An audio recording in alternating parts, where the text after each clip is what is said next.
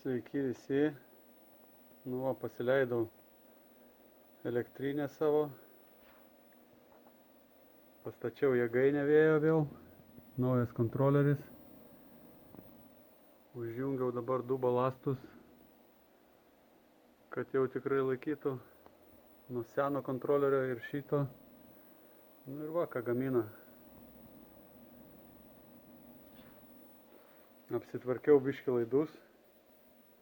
Porą dėžučių pasistačiau, čia dar biškį bardakėlis, bet pasibaigs. Dar laukiu kelių automatukų ir bus tvarkelė.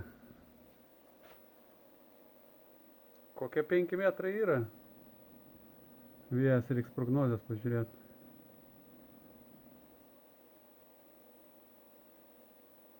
Ventiliatorius dar kol kas nedirbo. Dar mantelį reikia prisukti.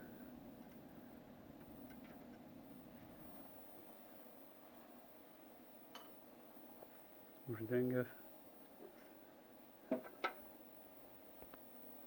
Kaip tik va viršui ventiliatorius aušins ir balastus.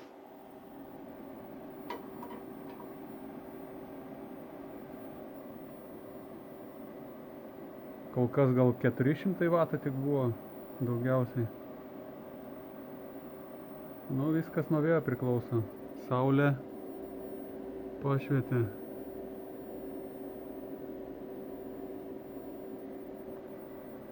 Tai tiek. Lauksim gero vėjo.